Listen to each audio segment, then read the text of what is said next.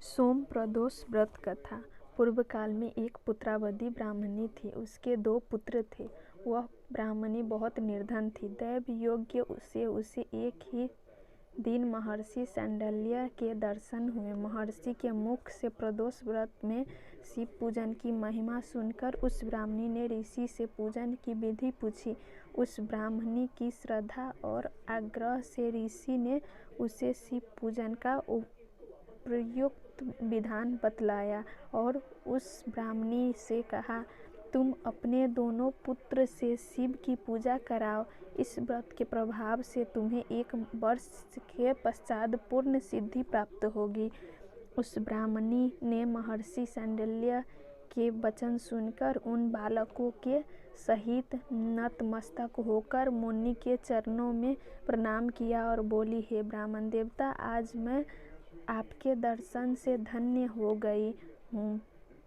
मेरे ये दोनों कुमार आपकी शरण में है। यह शुचिव्रत मेरा पुत्र है और यह राजसूत मेरा धर्मपुत्र है। ये दोनों बालक आपके सेवक है। आप मेरा उद्धार कीजिए।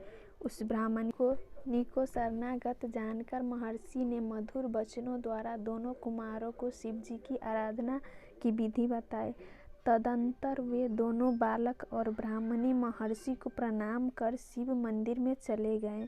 उस दिन से वे दोनों बालक मुनि के कथनानुसार नियम पूर्वक प्रदोष काल में शिव जी की आराधना करने लगे। पूजा करते हुए उन दोनों बालकों को 4 महीने बीत गए। एक दिन राजसूत की अनुपस्थिति में शुचिव्रत स्नान करने नदी किनारे चला गया और वहां जल क्रीड़ा करने लगा। संयोग से उसी समय उसी नदी की दरार में चमकता हुआ धन का बड़ा कलश भी दिखाई पड़ा। उस धन पूरित कलश को देखकर शुचिव्रत बहुत ही प्रसन्न हुआ। उस कलश को वह सिर पर रखकर घर ले आया। कलश को भूमि पर रखकर वह अपनी माता से बोला, हे माता, शिव जी की महिमा तो देखो। भगवान ने इस घड़े के रूप में मुझे अपार संपत्ति दी है। उसकी माता घड़े को देखकर आश्चर्य करने लगी और राजसूत को बुलाकर कहा, बेटे, मेरी बात सुनो। तुम दोनों इस धन को आपस में आधा आधा बांट लो। माता की बात सुनकर शुचिव्रत अत्यंत प्रसन्न हुआ, परंतु राजसूत ने अपनी असहमति प्रकट करते हुए कहा, हे माँ, यह धन तेरे पुत्र के पुण्य से उसे प्राप्त हुआ है। मैं इसमें किसी प्रकार का हिस्सा लेना नहीं चाहता, क्योंकि अपने किए हुए कर्म का फल मनुष्य स्वयं ही भोगता है। इस प्रकार शिव पूजन करते हुए एक ही घर में उन्हें 1 वर्ष व्यतीत हो गया। एक दिन राजकुमार ब्राह्मण के पुत्र के साथ वसंत ऋतु में वन विहार करने के लिए गया। वे दोनों जब साथ साथ वन में बहुत दूर निकल गए तो उन्हें वहां पर सैकड़ों गंधर्व कन्याएं खेलती हुई दिखाई पड़ी। ब्राह्मण कुमार उन गंधर्व कन्याओं को क्रीड़ारत देखकर राजकुमार से बोला, यहाँ पर कन्याएं विहार कर रही है, इसलिए हम लोगों को अब और आगे नहीं जाना चाहिए, क्योंकि वे गंधर्व कन्याएं शीघ्र ही मनुष्य के मन को मोहित कर लेती है। इसीलिए मैं तो इन कन्याओं से दूर रहूंगा।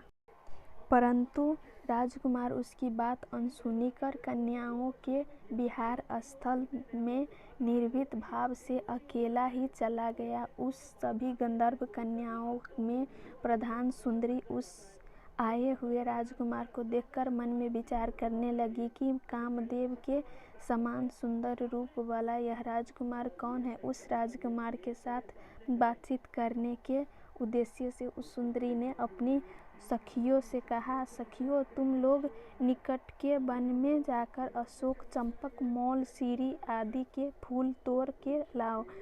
तब तक मैं तुम्हारी प्रतीक्षा में यहीं रुकी रहूंगी। उस गंधर्व कुमारी की बात सुनते ही सब सखियां वहां से चली गईं। सखियों के जाने के बाद वह गंधर्व कन्या उस राजकुमार को स्थिर दृष्टि से देखने लगी। उन दोनों के में परस्पर प्रेम का संचार होने लगा। गंधर्व कन्या ने राजकुमार को बैठने के लिए आसन दिया। प्रेम लाभ के कारण राजकुमार के साथ सहवास के लिए वह सुंदरी व्याकुल हो उठी और राजकुमार से प्रश्न करने लगी, हे कमल के समान नेत्रों वाले युवक, आप किस देश के रहने वाले हैं तथा आपका यहाँ आना क्यों हुआ? गंधर्व कन्या की बात सुनकर राजकुमार ने उत्तर दिया, मैं विदर्भ राज का राजकुमार हूँ। मेरे माता पिता स्वर्गवासी हो चुके हैं। शत्रुओं ने मुझसे मेरा राज्य हरण कर लिया है। राजकुमार ने अपना परिचय देकर उस गंधर्व कन्या से पूछा, आप कौन है तथा किसकी पुत्री है और इस वन में किस उद्देश्य से आई है? आप मुझसे क्या कहना चाहती हैं? राजकुमार की बात सुनकर गंधर्व कन्या ने कहा, मैं विद्रविक नामक गंधर्व की पुत्री अंशुमती हूँ। आपको देखकर आपसे बातचीत करने के लिए ही यहाँ पर सखियों का साथ छोड़कर रह गई हूँ। मैं गान विद्या में बहुत ही निपुण हूँ। मेरे गान पर सभी देवांगनाएं रिझ जाती है। मैं चाहती हूँ कि आपका और मेरा प्रेम सर्वदा बना रहे। इतनी बात कहकर उस गंधर्व कन्या ने अपने गले का बहुमूल्य मुक्ताहार राजकुमार के गले में डाल दिया। वह हार उन दोनों के प्रेम का प्रतीक बन गया। उसके पश्चात राजकुमार ने उस कन्या से कहा, हे सुंदरी, तुमने जो कुछ कहा है वह सब सत्य है, लेकिन आप राजविहीन राजकुमार के पास कैसे रह सकेंगी? आप अपने पिता की अनुमति लिए बिना मेरे साथ कैसे रह सकेंगी? राजकुमार की बात पर वह कन्या मुस्कुराकर कहने लगी, जो कुछ भी हो, मैं अपनी इच्छा में से आपका वरण करूंगी।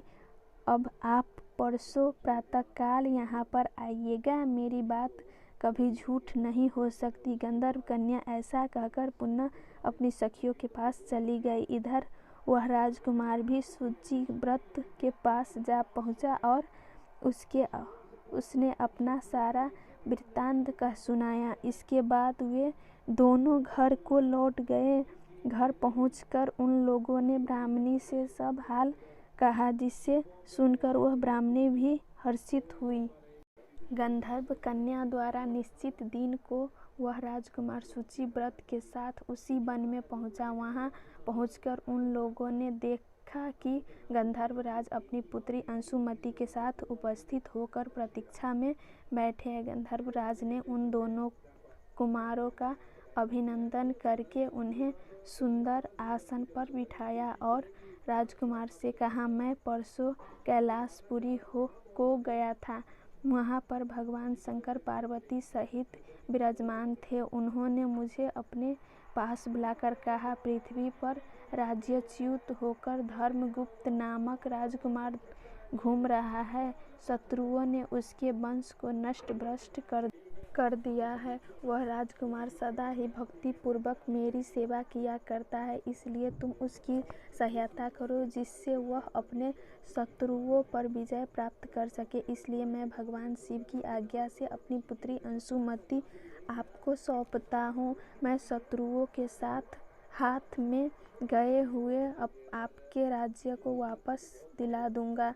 इस कन्या के साथ 10,000 वर्षों तक सुख भोगकर शिवलोक में आने पर भी मेरी पुत्री इसी शरीर से आपके साथ रहेगी। इतना कहकर गंधर्व राज ने अपनी पुत्री का विवाह राजकुमार के साथ कर दिया। दहेज में अनेक बहुमूल्य रत्न, वस्त्र, रथ आदि प्रदान किए। इसके अतिरिक्त दास दासियां तथा शत्रुओं पर विजय पाने के लिए गंधर्वों की चतुरंग सेना भी दी। राजकुमार ने गंधर्व